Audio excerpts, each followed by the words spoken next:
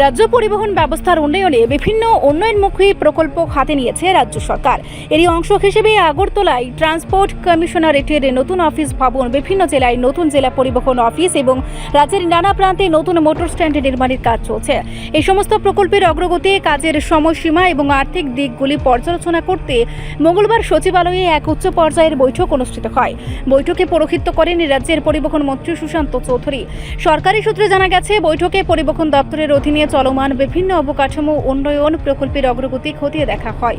প্রকল্পগুলির কাজ নির্ধারিত সময়ের মধ্যে এবং যথাযথ গুণগত মান বজায় রেখে সম্পূর্ণ করার জন্য সংশ্লিষ্ট দপ্তর ও নির্মাণকারী সংস্থাগুলিকে নির্দেশ দেন পরিবহন মন্ত্রী।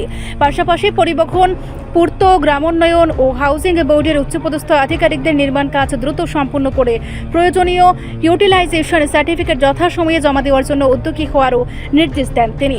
সরকারিভাবে জানানো হয়েছে, বর্তমানে আগরতলায় ট্রান্সপোর্ট কমিশনারেটের নতুন অফিস ভবন নির্মাণের পাশাপাশি বিভিন্ন জেলায় জেলা পরিবহন অফিস এবং নতুন মোটর স্ট্যান্ড নির্মাণের কাজ এগিয়ে চলছে। এদিনের পর্যালোচনা বৈঠকে পরিবহন সচিব ইউকে চাকমা সহ বিভিন্ন দপ্তরের উচ্চপদস্থ আধিকারিক এবং সংশ্লিষ্ট নির্মাণ সংস্থার প্রতিনিধিরা উপস্থিত ছিলেন।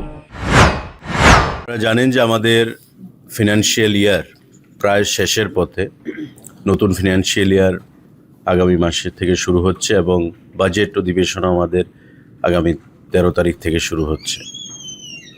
এই ফিনান্সিয়াল ইয়ার যেটা আমাদের চলছে, এই ফিনান্সিয়াল ইয়ারে সারা রাজ্যে পরিবহন দপ্তরের যে বিভিন্ন অনগোয়িং প্রজেক্টগুলো, কোথাও মোটর স্ট্যান্ড রয়েছে, কোথাও আমাদের ডিটিসি অফিস রয়েছে, বিভিন্ন যে প্রজেক্টগুলো চলছে উন্নয়নমূলক কর্মসূচি, তার কি প্রোগ্রেস বা অগ্রগতি সেটা দেখার জন্যে এবং যে অর্থ তাতে লগ্নি করা হয়েছে সে অর্থ কতটুকু খরচ করা গেছে, আরও কি অর্থের প্রয়োজন এবং কত দিনের মধ্যে এই কাজ সম্পন্ন হবে, সেই বিষয়ে সম্পূর্ণভাবে আমাদের দপ্তরের তরফ থেকে সেক্রেটারি, অ্যাডিশনাল সেক্রেটারি, আমাদের জয়েন্ট সেক্রেটারি প্রত্যেকে মিলে এবং আরডির, পিডব্লিউডির যারা chief engineer, executive engineer, SC, বিভিন্ন সারা রাজ্য থেকে তারা এখানে উপস্থিত হয়েছেন এবং প্রত্যেকে প্রজেক্ট ওয়াইজ আমাদেরকে সেই হিসাব প্রদান করেছেন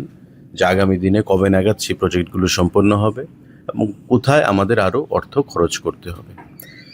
তাদেরকে পরিষ্কার ভাষায় বলা হয়েছে যে সঠিক সময়ে আমাদের টেন্ডারের যা টাইম দেওয়া আছে সেই সময়ের মধ্যে যেন আমরা কাজ কমপ্লিট করতে পারি এবং আমাদের উন্নয়নের যে ধারা রাজ্যে আমাদের সরকারের নেতৃত্বে, মোদিজির নেতৃত্বে, আমাদের মুখ্যমন্ত্রীর নেতৃত্বে চলছে, তাতে যেন আমরা আরও এগিয়ে যেতে পারি।